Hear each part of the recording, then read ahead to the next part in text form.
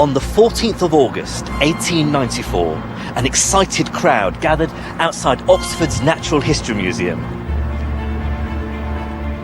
This huge Gothic building was hosting the annual meeting of the British Association for the Advancement of Science. Over 2,000 tickets had been sold in advance, and the museum was already packed, waiting for the next talk to be given by Professor Oliver Lodge. His name might not be familiar to us now, but his discoveries should have made him as famous as some of the other great electrical pioneers of history. People like Benjamin Franklin, Alessandro Volta, or even the great Michael Faraday. Quite unwittingly, he would set in motion a series of events that would revolutionize the Victorian world of brass and telegraph wire. This lecture would mark the birth of the modern electrical world, a world dominated by silicon and mass wireless communication.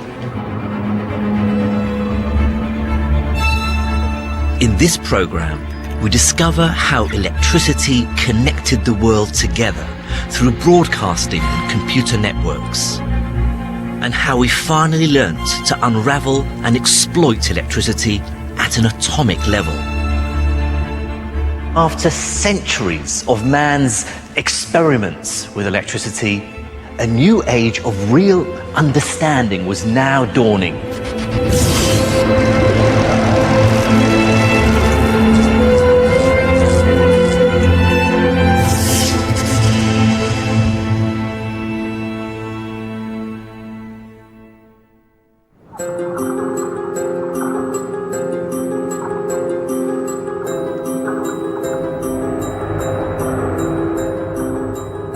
These tubes are not plugged in to any power source, but they still light up. It's electricity's invisible effect, an effect not just confined to the wires it flows through. In the middle of the 19th century, a great theory was proposed to explain how this could be. The theory says that surrounding any electric charge, and there's a lot of electricity flowing above my head, is a force field. These fluorescent tubes are lit purely because they're under the influence of the force field from the power cables above.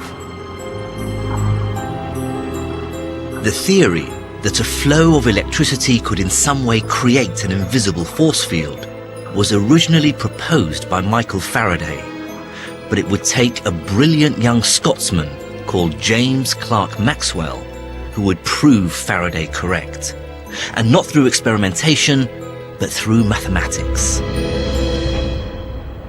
This was all a far cry from the typical 19th century way of understanding how the world works, which was essentially to see it as a physical machine.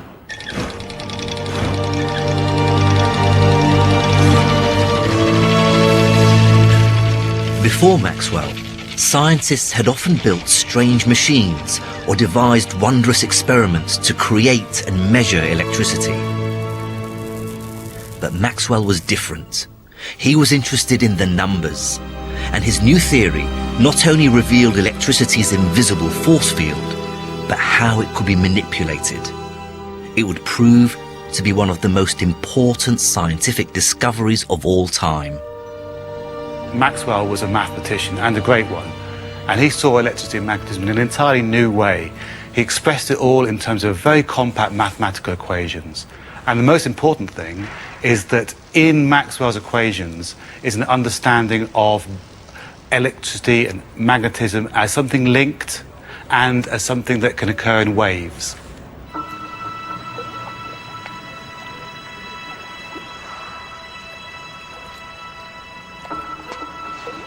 Maxwell's calculations showed how these fields could be disturbed, rather like touching the surface of water with your finger.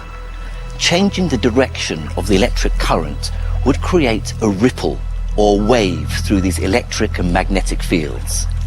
And constantly changing the direction of the flow of the current forwards and backwards, like an alternating current, would produce a whole series of waves.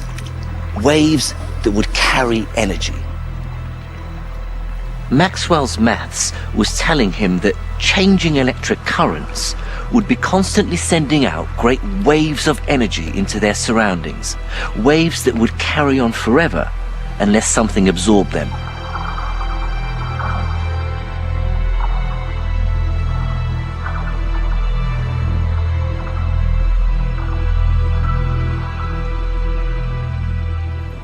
Maxwell's maths was so advanced and complicated that only a handful of people understood it at the time.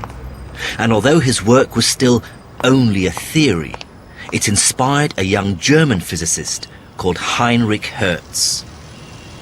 Hertz decided to dedicate himself to designing an experiment to prove that Maxwell's waves really existed.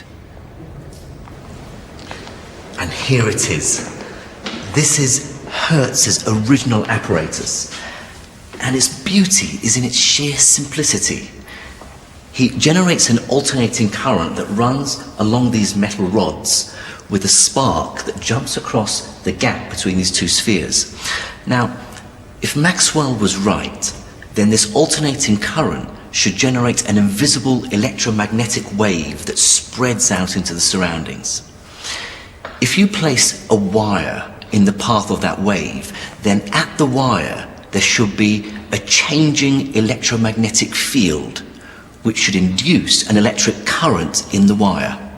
So what Hertz did was build this ring of wire, his receiver, that he could carry around in different positions in the room to see if he could detect the presence of the wave.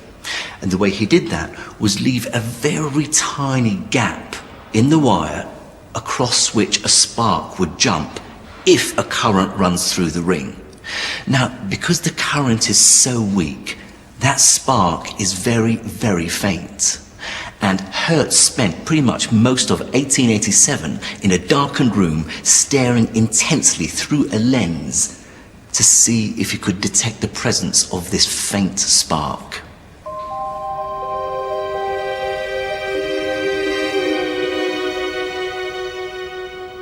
But Hertz wasn't alone in trying to create Maxwell's waves. Back in England, a young physics professor called Oliver Lodge had been fascinated by the topic for years, but hadn't had the time to design any experiments to try to discover them. Then, one day in early 1888, while setting up an experiment on lightning protection, he noticed something unusual. Lodge noticed that when he set up his equipment and sent an alternating current around the wires, he could see glowing patches between the wires. And with a bit of tweaking, he saw these glowing patches formed a pattern. The blue glow and electrical sparks occurred in distinct patches evenly spaced along the wires. He realized they were the peaks and troughs of a wave, an invisible electromagnetic wave. Lodge had proved that Maxwell was right. Finally, by accident, Lodge had created Maxwell's electromagnetic waves around the wires. The big question had been answered. Filled with excitement at his discovery, Lodge prepared to announce it to the world at that summer's annual scientific meeting run by the British Association. Before it, though, he decided to go on holiday. His timing couldn't have been worse, because back in Germany, and at exactly the same time, Heinrich Hertz was also testing Maxwell's theories. Eventually, Hertz found what he was looking for, a minute spark. And as he carried his receiver around to different positions in the room, he was able to map out the shape of the waves being produced by his apparatus. And he checked each of Maxwell's calculations carefully and tested them experimentally. It was a tour de force of experimental science.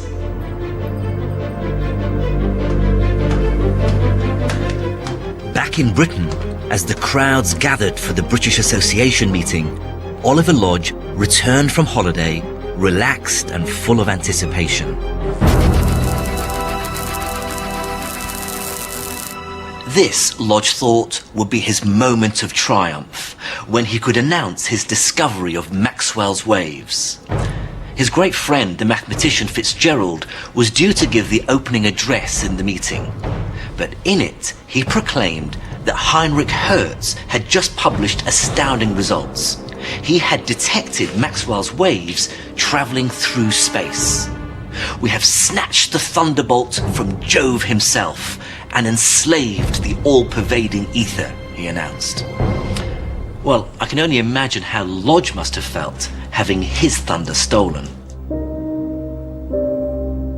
Professor Oliver Lodge had lost his moment of triumph, pipped at the post by Heinrich Hertz. Hertz's spectacular demonstration of electromagnetic waves, what we now call radio waves, even though he didn't know it at the time, is going to lead to a whole revolution in communications over the next century.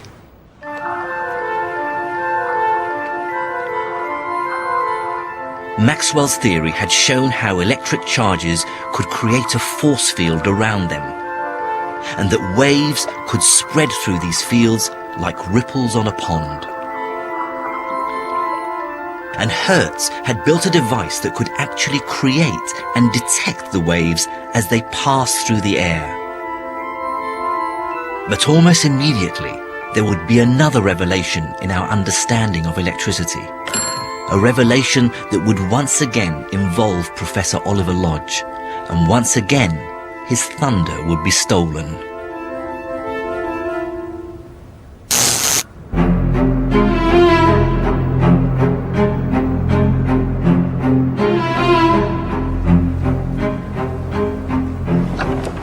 The story starts in Oxford in the summer of 1894. Hertz had died suddenly earlier that year, and so Lodge prepared a memorial lecture with a demonstration that would bring the idea of waves to a wider audience. Lodge had worked on his lecture. He'd researched better ways of detecting the waves, and he'd borrowed new apparatus from friends. He'd made some significant advances in the technology designed to detect the waves. This bit of apparatus generates an alternating current and a spark across this gap. The alternating current sends out an electromagnetic wave, just as Maxwell predicted, that is picked up by the receiver. It sets off a very weak electric current through these two antennae. Now, this is what Hertz had done. Lodge's improvement on this was to set up this tube full of iron filings. The weak electric current passes through the filings, forcing them to clump together. And when they do, they close a second electric circuit and set off the bell. So if I push the button on this end, it sets off the bell at the receiver. And it's doing that with no connections between the two. It's like magic.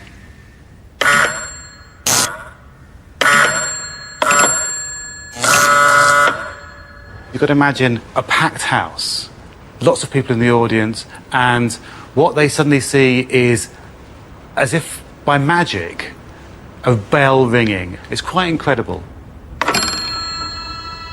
It might not have been the most dramatic demonstration the audience had ever seen, but it certainly still created a sensation among the crowd. Lodge's apparatus, laid out like this, no longer looked like a scientific experiment. In fact, it looked remarkably like those telegraph machines that had revolutionized communication, but without those long cables stretching between the sending and receiving stations. To the more worldly and savvy members of the audience, this was clearly more than showing the maestro Maxwell was right. This was a revolutionary new form of communication.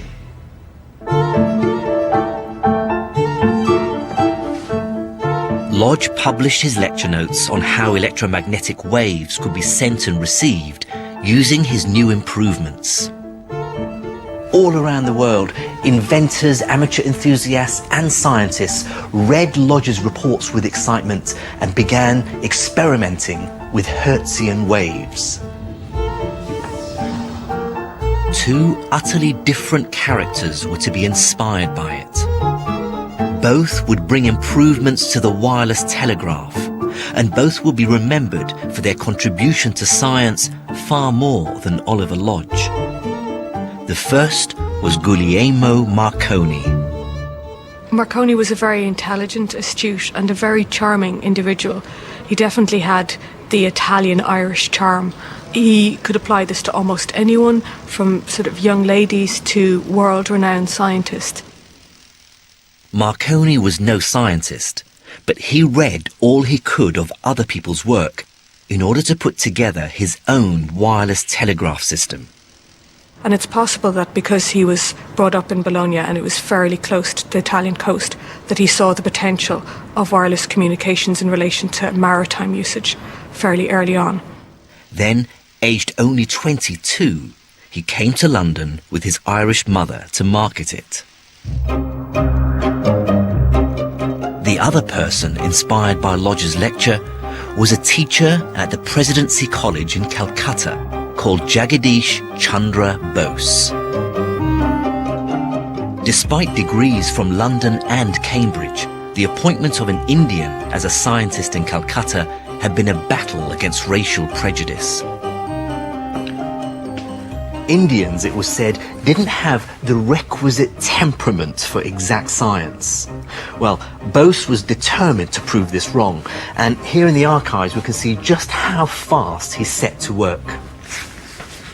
This is a report of the 66th meeting of the British Association in Liverpool, September 1896.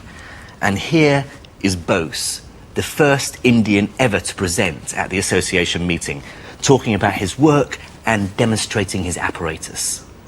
He'd built and improved on the detector that Lodge described, because in the hot, sticky Indian climate, he'd found that the metal filings inside the tube that Lodge used to detect the waves became rusty and stuck together. So Bose had to build a more practical detector using a coiled wire instead. His work was described as a sensation. The detector was extremely reliable and could work on board ships, so had great potential for the vast British naval fleet.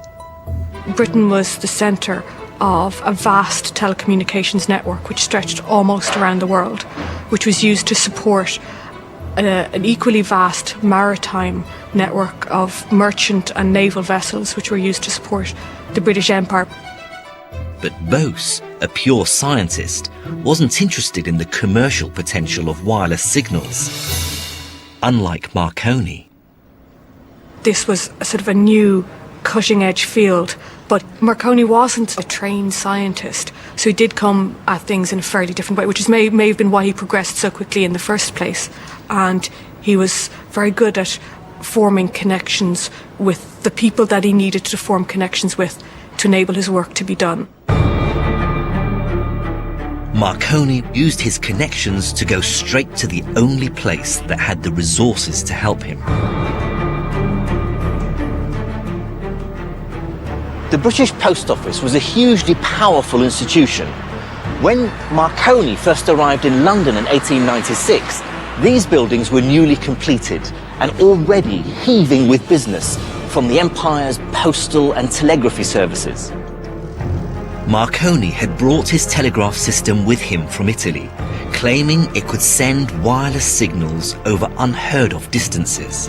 And the Post Office engineer-in-chief, William Preece, immediately saw the technology's potential. So Preece offered Marconi the great financial and engineering resources of the Post Office, and they started work up on the roof. The old headquarters of the Post Office were right there, and between this roof and that one, Marconi and the Post Office engineers would practice sending and receiving electromagnetic waves. The engineers helped him improve his apparatus, and then Preece and Marconi together demonstrated it to influential people in government and the Navy. What Priest didn't realise was that even as he was proudly announcing Marconi's successful partnership with the Post Office, Marconi was making plans behind the scenes. He'd applied for a British patent on the whole field of wireless telegraphy and was planning on setting up his own company. When the patent was granted, all hell broke loose in the scientific community. That patent was itself revolutionary. You see, patents could only be taken out on things that weren't public knowledge. But Marconi famously had hidden his equipment in a secret box. And here it is.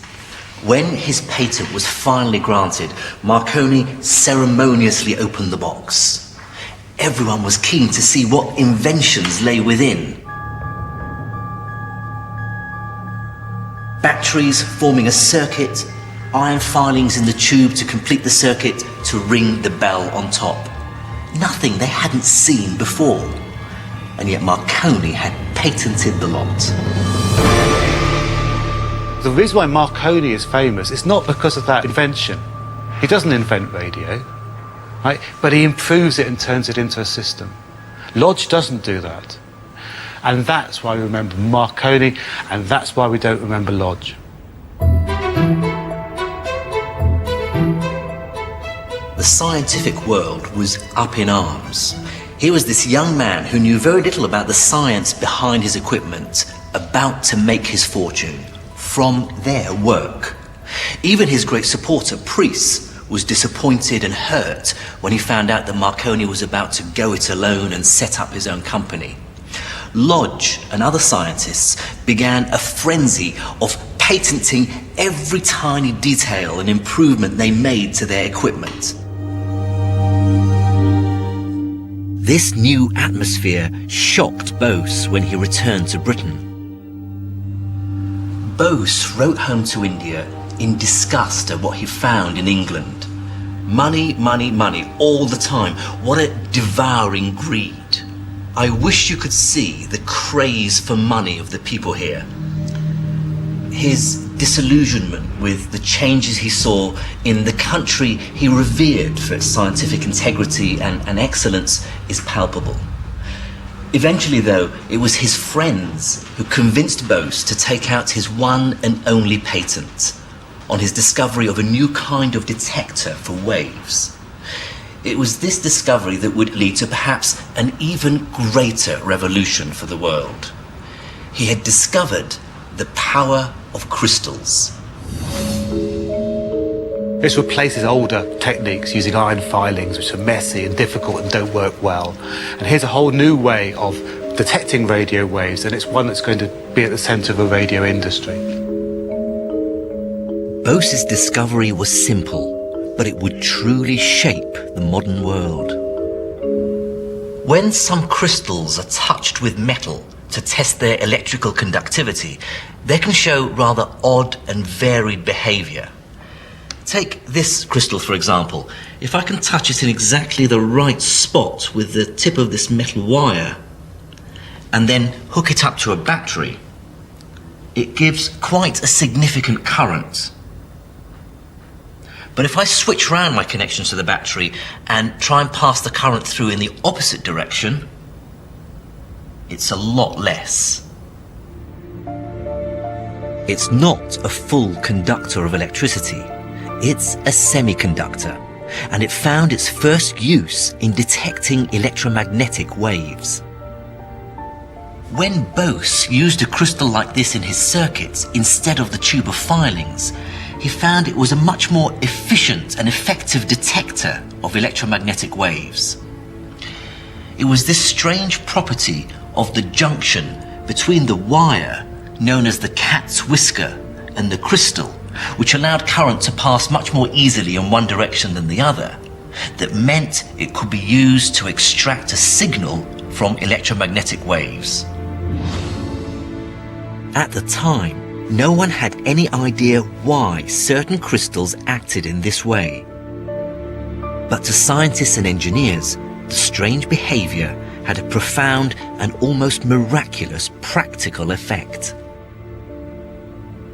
With crystals as detectors, now it was possible to broadcast and detect the actual sound of a human voice or music.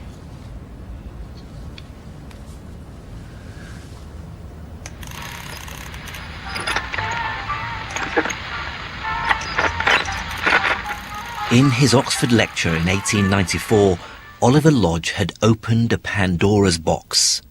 As an academic, he'd failed to foresee that the scientific discoveries he'd been such a part of had such commercial potential. The one patent he had managed to secure, the crucial means of tuning a receiver to a particular radio signal, was bought off him by Marconi's powerful company. Perhaps the worst indignation for Lodge, though, would come in 1909, when Marconi was awarded the Nobel Prize in Physics for wireless communication. It's difficult to imagine a bigger snub to the physicist who'd so narrowly missed out to Hertz in the discovery of radio waves, and who'd then go on to show the world how they could be sent and received. But despite this snub, Lodge remained magnanimous, using the new broadcasting technology that resulted from his work to give credit to others, as this rare film of him shows. Hertz made a great advance.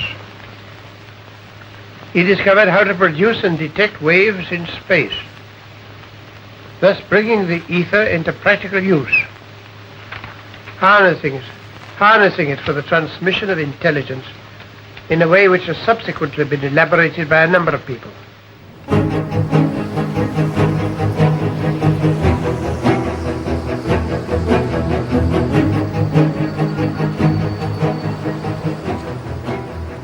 Today, we can hardly imagine a world without broadcasting.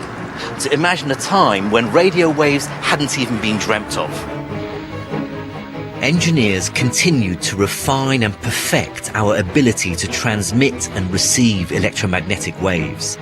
But their initial discovery was ultimately a triumph of pure science, from Maxwell through Hertz to Lodge. But still, the very nature of electricity itself remained unexplained. What created those electrical charges and currents in the first place? Although scientists were learning to exploit electricity, they still didn't know what it actually was. But this question was being answered, with experiments looking into how electricity flowed through different materials. Back in the 1850s, one of Germany's great experimentalists and a talented glassblower, Heinrich Geissler, created these beautiful showpieces.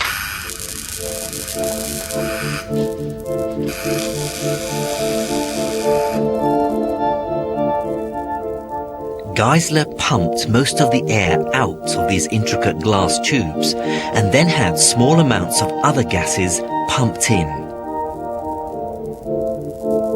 He then passed an electrical current through them. They glowed with stunning colours, and the current flowing through the gas seemed tangible. Although they were designed purely for entertainment, over the next 50 years, scientists saw Geissler's tubes as a chance to study how electricity flowed. Efforts were made to pump more and more air out of the tubes. Could the electric current pass through nothingness, through the vacuum?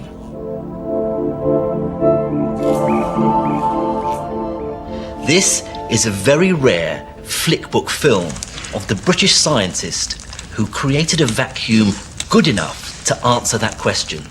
His name was William Crookes. Crookes created tubes like this. He pumped out as much of the air as he could so that it was as close to a vacuum as he could make it. Then, when he passed an electric current through the tube, He noticed a bright glow on the far end. A beam seemed to be shining through the tube and hitting the glass at the other end. It seemed at last we could see electricity. The beam became known as a cathode ray, and this tube was the forerunner of the cathode ray tube that was used in television sets for decades.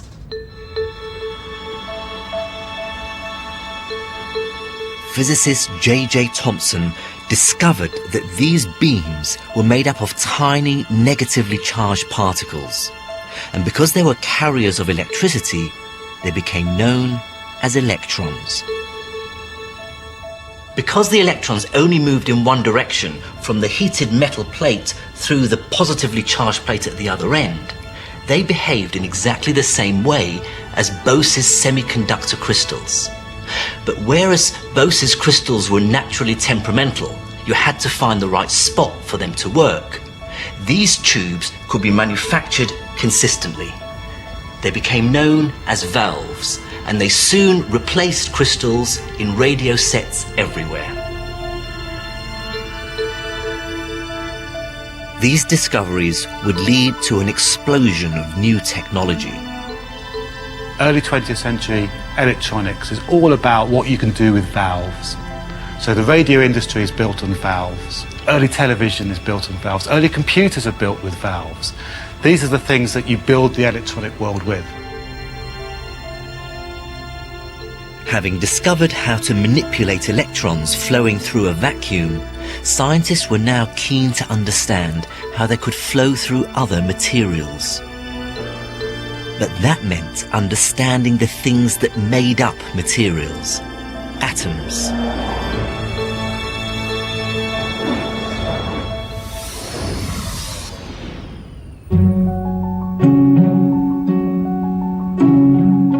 It was in the early years of the 20th century that we finally got a handle on exactly what atoms were made up of and how they behaved. And so what electricity actually was on the atomic scale. At the University of Manchester, Ernest Rutherford's team was studying the inner structure of the atom and producing a picture to describe what an atom looked like. This revelation would finally help explain some of the more puzzling features of electricity. By 1913, the picture of the atom was one in which you had a positively charged nucleus in the middle, surrounded by negatively charged orbiting electrons in patterns called shells. Each of these shells corresponded to an electron with a particular energy. Now, given an energy boost, an electron could jump from an inner shell to an outer one, and the energy had to be just right. If it wasn't enough, the electron wouldn't make the transition. And this boost was often temporary, because the electron would then drop back down again to its original shell. As it did this, it had to give off its excess energy by spitting out a photon. And the energy of each photon depended on its wavelength, or as we would perceive it, its color. Understanding the structure of atoms could now also explain nature's great electrical light shows. Just like Geisler's tubes, the type of gas the electricity passes through defines its color. Lightning has a blue tinge because of the nitrogen in our atmosphere.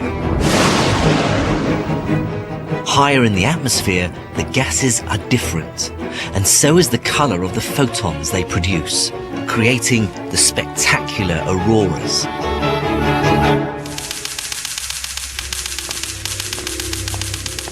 Understanding atoms, how they fit together in materials, and how their electrons behave was the final key to understanding the fundamental nature of electricity.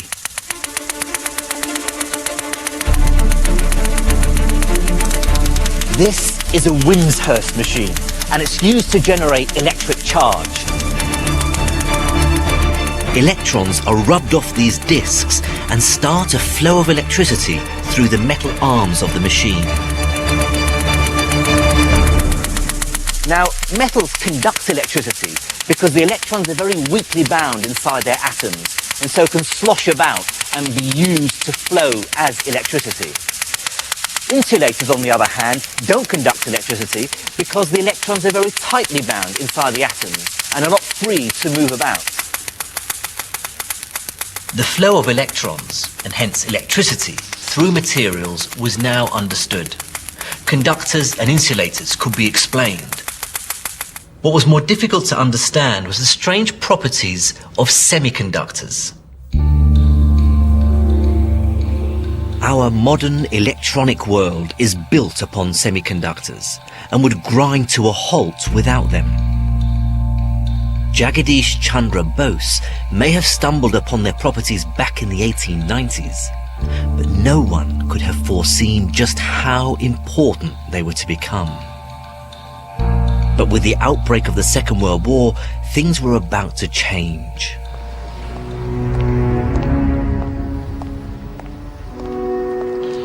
Here in Oxford, this newly built physics laboratory was immediately handed over to the war research effort. The researchers here were tasked with improving the British radar system.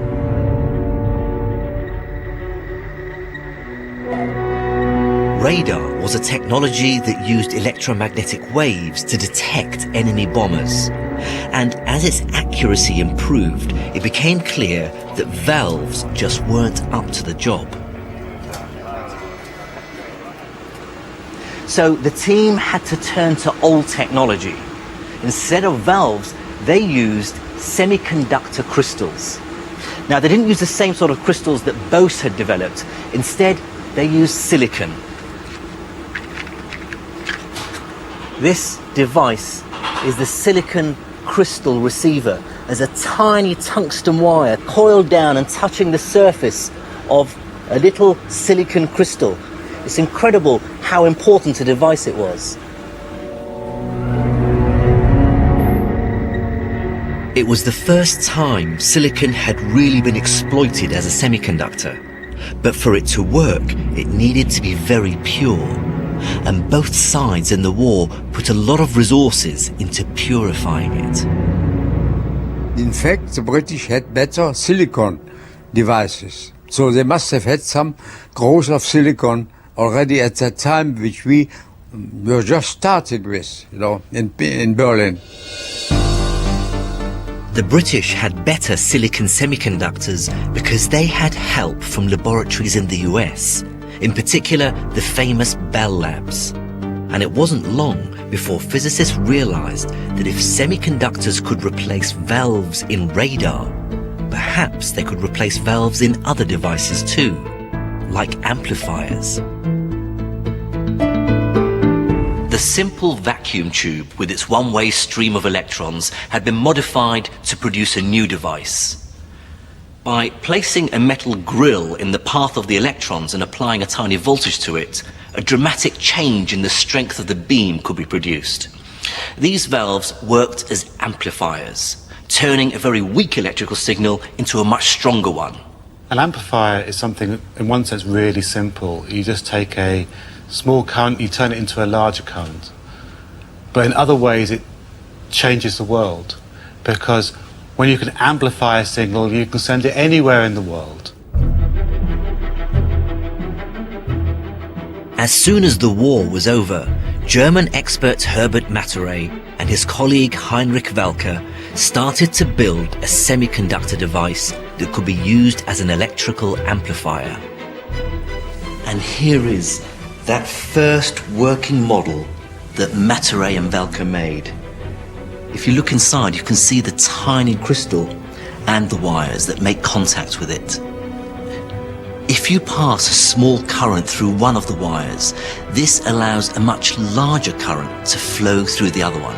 So it was acting as a signal amplifier. These tiny devices could replace big, expensive valves in long-distance telephone networks, radios, and other equipment where a faint signal needed boosting. Maturay immediately realized what he'd created, but his bosses were initially not interested. Not, that is, until a paper appeared in a journal announcing a Bell Labs discovery. A research team there had stumbled across the same effect, and now they were announcing their invention to the world. They called it the transistor. They had it in December 1947, and we had it in beginning 48, but just life, you know. They had it a little bit earlier, the effect. But funny enough, their transistors were just no good. Although the European device was more reliable than Bell Labs' more experimental model, neither quite fulfilled their promise. They worked, but were just too delicate. So the search was on for a more robust way to amplify electrical signals. And the breakthrough came by accident. In Bell Labs, silicon crystal expert Russell Ohl noticed that one of his silicon ingots had a really bizarre property. It seemed to be able to generate its own voltage. And when he tried to measure this by hooking it up to an oscilloscope, he noticed that the voltage changed all the time. The amount of voltage it generated seemed to depend on how much light there was in the room. So by casting a shadow over the crystal, he saw the voltage dropped. More light meant the voltage went up. What's more, when he turned a fan on between the lamp and the crystal, the voltage started to oscillate with the same frequency that the blades of the fan were casting shadows over the crystal. One of Ohl's colleagues immediately realized that the ingot had a crack in it that formed a natural junction. And this tiny natural junction in an otherwise solid block was acting just like the much more delicate junction between the end of a wire and a crystal that Bose had discovered. Except here it was sensitive to light. The ingot had cracked because either side contained slightly different amounts of impurities. One side had slightly more of the element phosphorus, while the other had slightly more of a different impurity, boron. And electrons seemed to be able to move across from the phosphorus side to the boron side, but not vice versa. Photons of light shining down onto the crystal were knocking electrons out of the atoms, but it was the impurity atoms that were driving this flow. Phosphorus has an electron that is going spare, and boron is keen to accept another. So electrons tended to flow from the phosphorus side to the boron side, and crucially only flowed one way across the junction.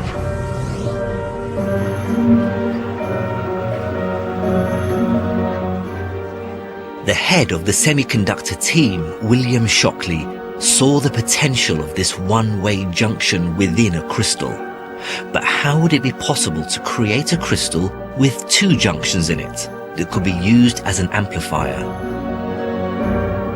Another researcher at Bell Labs, called Gordon Teal, had been working on a technique that would allow just that.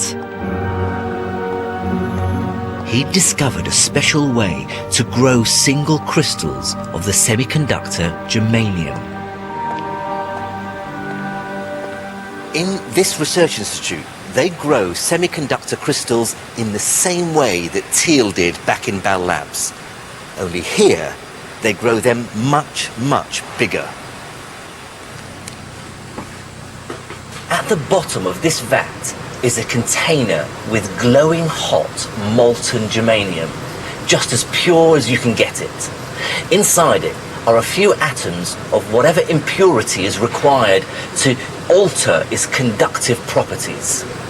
Now, the rotating arm above has a seed crystal at the bottom that has been dipped into the liquid and will be slowly raised up again.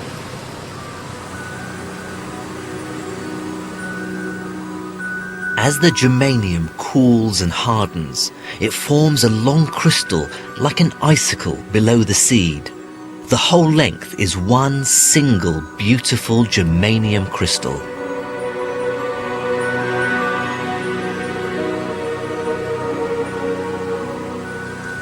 Thiel worked out that as the crystal is growing, other impurities can be added to the vat and mixed in.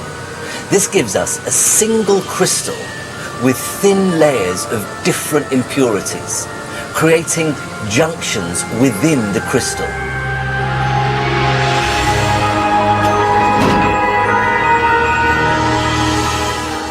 This crystal with two junctions in it was Shockley's dream.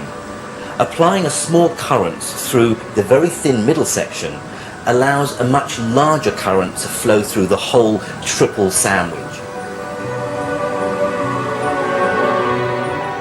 From a single crystal like this, hundreds of tiny solid blocks could be cut, each containing the two junctions that would allow the movement of electrons through them to be precisely controlled. These tiny and reliable devices could be used in all sorts of electrical equipment. You cannot have the electronic equipment that we have without tiny components. And you get a weird effect, actually. The smaller they get, the more reliable they get. It's a win-win situation. The Bell Labs team were awarded the Nobel Prize for their world-changing invention, while the European team were forgotten.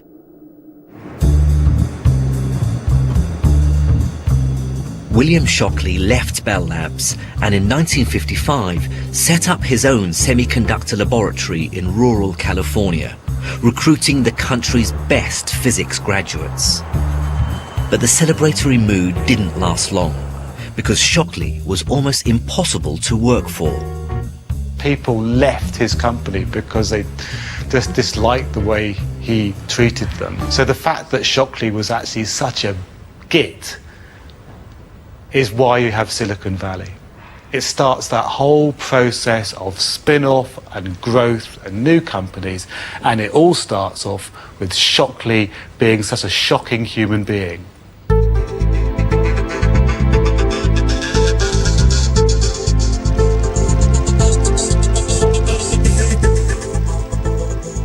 The new companies were in competition with each other to come up with the latest semiconductor devices. They made transistors so small that huge numbers of them could be incorporated into an electrical circuit printed on a single slice of semiconductor crystal. These tiny and reliable chips could be used in all sorts of electrical equipment, most famously in computers. A new age had dawned.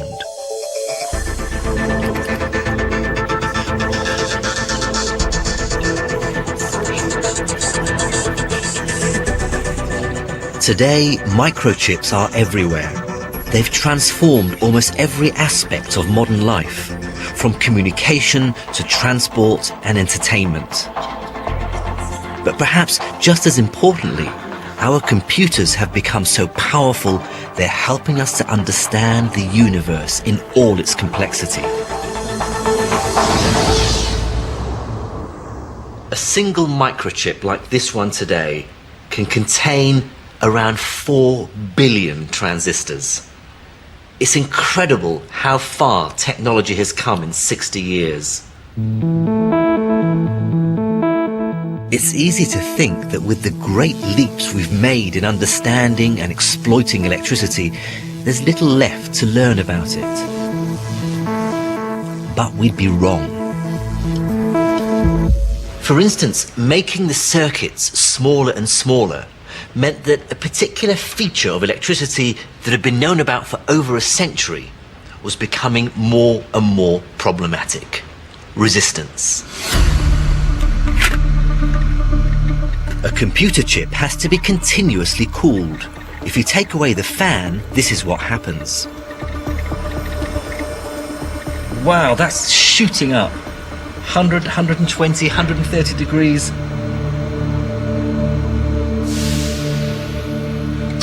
200 degrees, and it cut out. That just took a few seconds and the chip is well and truly cooked. You see, as the electrons flow through the chip, they're not just travelling around unimpeded, they're bumping into the atoms of silicon. And the energy being lost by these electrons is producing heat. Now, sometimes this was useful. Inventors made electric heaters and ovens. And whenever they got something to glow white hot, well, that's a light bulb. But resistance in electronic apparatus and in power lines is the major waste of energy and a huge problem.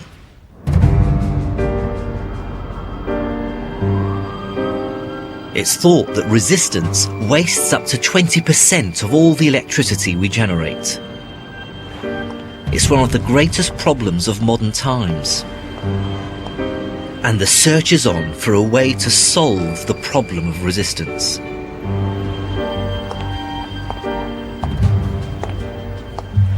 What we think of as temperature is really a measure of how much the atoms in a material are vibrating. And if the atoms are vibrating, then electrons flowing through are more likely to bump into them. So in general, the hotter the material, the higher its electrical resistance. And the cooler it is, the lower the resistance. But what happens if you cool something right down, close to absolute zero, minus 273 degrees Celsius? Well, at absolute zero, there's no heat at all. And so the atoms aren't moving at all. What happens then to the flow of electricity, the flow of electrons? Using a special device called a cryostat that can keep things close to absolute zero, we can find out. Inside this cryostat, in this coil, is mercury, the famous liquid metal, and it forms part of an electric circuit. Now, this equipment here measures the resistance in the mercury. But look what happens as I lower the mercury into the coldest part of the cryostat. There it is. The resistance has dropped to absolutely nothing. Mercury, like many substances we now know, have this property. It's called becoming superconducting, which means they have no resistance at all to the flow of electricity. But these materials only work when they're very, very cold.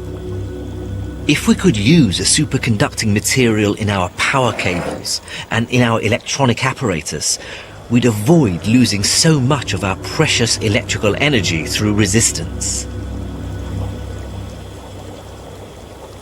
The problem, of course, is that superconductors had to be kept at extremely low temperatures. Then, in 1986, a breakthrough was made. In a small laboratory near Zurich, Switzerland, IBM physicists recently discovered superconductivity in a new class of materials that is being called one of the most important scientific breakthroughs in many decades. This is a block of the same material made by the researchers in Switzerland.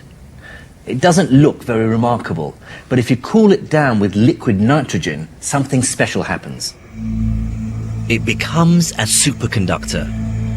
And because electricity and magnetism are so tightly linked, that gives it equally extraordinary magnetic properties. This magnet is suspended, levitating above the superconductor. The exciting thing is that although cold, this material is way above absolute zero.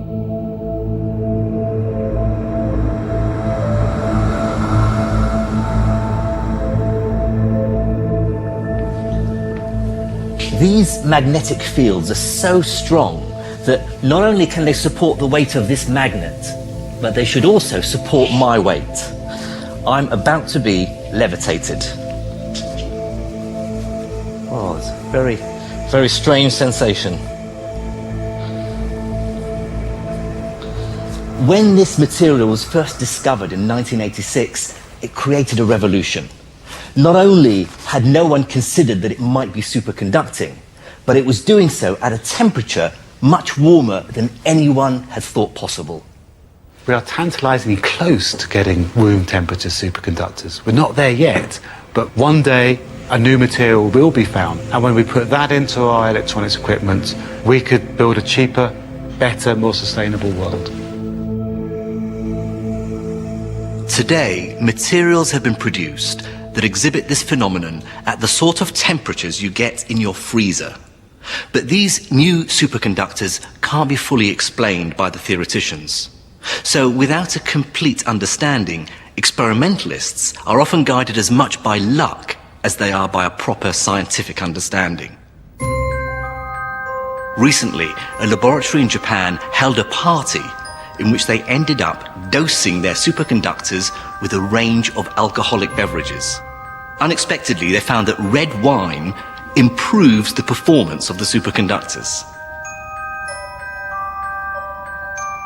Electrical research now has the potential once again to revolutionize our world if room temperature superconductors can be found.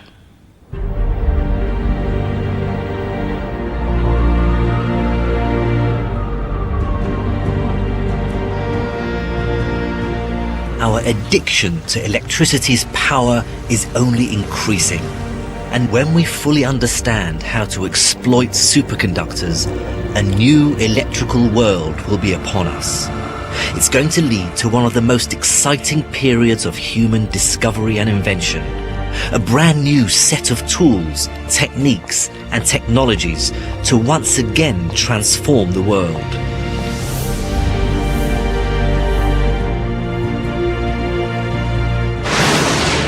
Electricity has changed our world. Only a few hundred years ago, it was seen as a mysterious and magical wonder. Then it leapt out of the laboratory with a series of strange and wondrous experiments, eventually being captured and put to use. It revolutionized communication, first through cables and then as waves through electricity's far-reaching fields. It powers and lights the modern world. Today we can hardly imagine life without electricity. It defines our era, and we will be utterly lost without it. And yet it still offers us more. We stand once again at the beginning of a new age of discovery, a new revolution.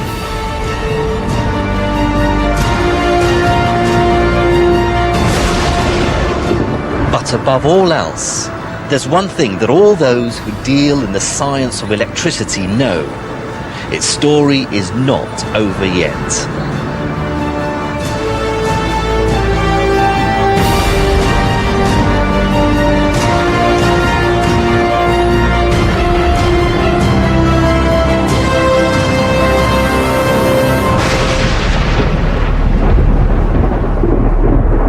To find out more about the story of electricity and to put your power knowledge to the test, try the Open University's interactive energy game.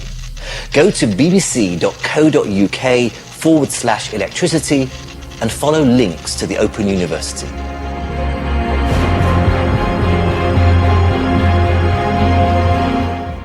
A ringside seat for the changing of the seasons in Autumn Watch, back here on BBC HD from 8:30 tomorrow night. And coming up next, we're off to the seaside with Coast.